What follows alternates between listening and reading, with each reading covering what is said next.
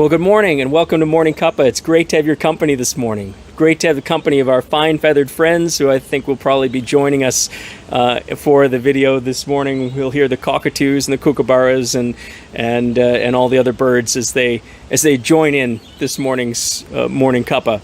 I just want to share a quick story with you. It's a story about when I was 20 years old. Back in 1989, I was a unit leader at a camp called Calumet. It's a Christian camp, a Lutheran camp in New Hampshire. I've talked about it before.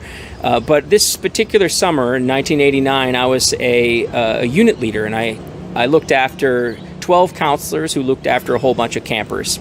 And half of those counselors were senior counselors. They were seasoned, experienced counselors, older teenagers, 18, 19-year-olds. And they would look after their campers, but they'd also be mentoring the junior counselors. Each one of them had a junior counselor who was 16, 17 years old, who was learning to be a counselor. It was their first year as a counselor. The junior counselors, of course, had a lot to learn, and that's why they paired them up that way. One night in the middle of the summer, we had a big event at Calumet. There was a lunar eclipse. And let me tell you, that was really exciting. When you're at summer camp and there's a lunar eclipse, and everybody gets excited to go out and watch the lunar eclipse. So all the cabin groups were out watching it, and we developed all kinds of things around that, and there was a lot of anticipation. The senior counselors and I thought this was an excellent time to instruct the junior counselors in a little bit of science.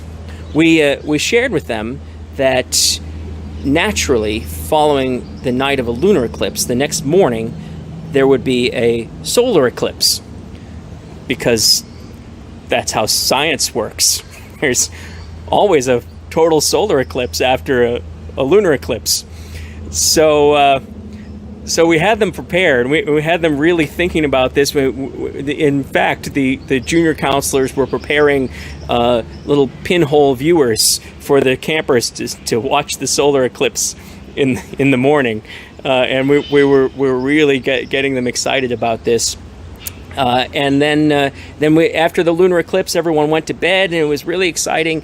And about 2:30 in the morning, I came into the boys' cabins. There were 3 cabins together in one building, like a barracks-like building. And I came in, as I do every morning at wake-up time, and said, "Good morning, Unit 2."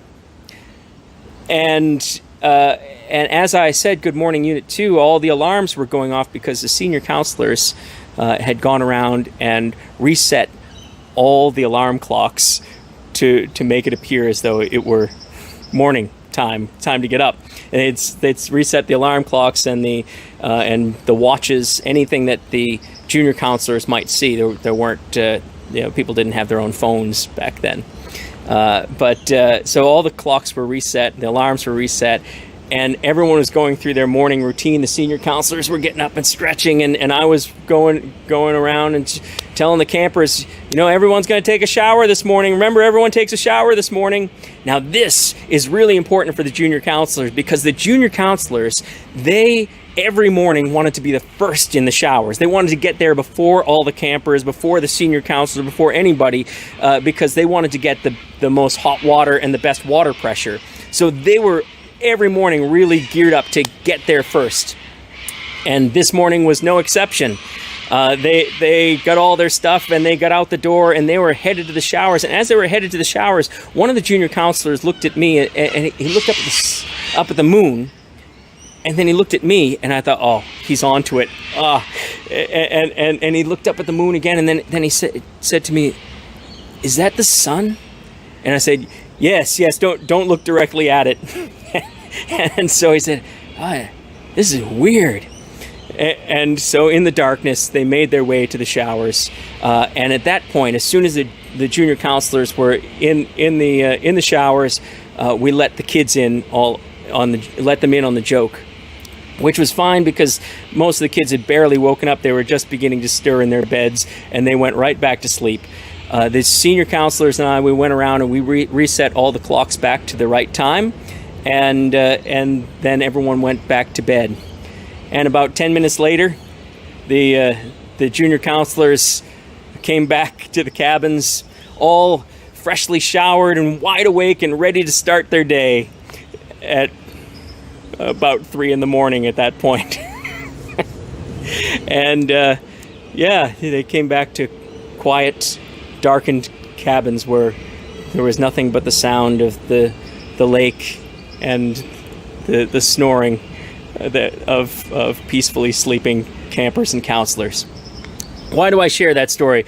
One, is just a fun story to share, but also I want to share with you something that concerns me that's happening in the world right now, and that is the spread of conspiracy theories and of false information. When we gave the junior counselors that misinformation about the solar eclipse following a lunar eclipse and that it was morning time, there weren't too many repercussions to that. But the kind of misinformation that's circulating now, and if you're on social media, and you are on social media right now, you know that there's a lot of misinformation circulating right now, and it can be really damaging. It can be damaging to people, it can be damaging to relationships, it can be damaging to people's trust in one another. And even in this time, it can be damaging to people's trust in the church. When the church gets roped into conspiracy theories or into misinformation. And I think about that because this is a time when it's absolutely vital that we are careful, not just cautious, but careful, full of care with the information that we share. And we make sure that we're sharing the best information we can, because in fact, nobody has all the answers right now. Conspiracy theories come from a time of upheaval. And I don't blame people for buying into conspiracy theories. I understand how people buy into conspiracy theories. When everything around us seems like chaos, our human brains want to make order of it. We want to impose a grid of order. We want to make sense of things because that gives us a sense of control. So if we can figure out, well, this is happening here and this is happening, and it's all makes sense now, that gives us a sense of control. And conspiracy theories work by giving just a grain of truth, a kernel of truth, and building a narrative around that, building a story around that. And once people have bought into the grain of truth, the kernel of truth, yes, there was a lunar eclipse, it's easier to buy into the rest of the story that may be completely false and may have really damaging repercussions. And this is a time, I think, for us, the church, not to be spouting answers, because the fact is nobody has the answers for the time we're in right now. Nobody but God. Which means that we as Christian leaders and as followers of Jesus Christ, as disciples of Christ, we need to be the people not out there saying we have the answers and trying to convince people we have the answers.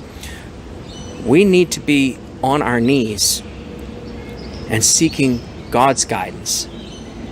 We need to be on our knees and seeking God's new ways for us to be the church in this time. We need to be on our knees, allowing Him to speak in us and through us in this time, with words of mercy and love and hope.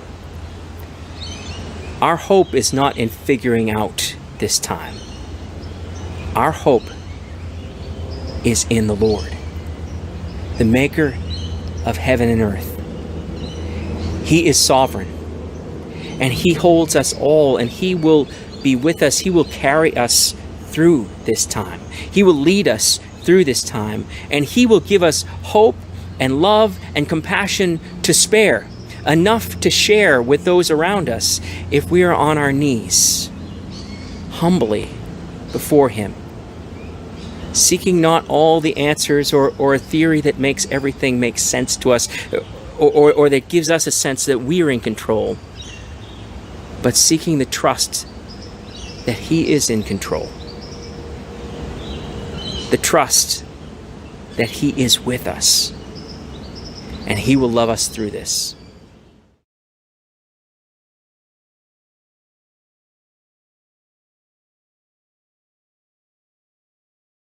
God bless you all, and have a hope-filled day.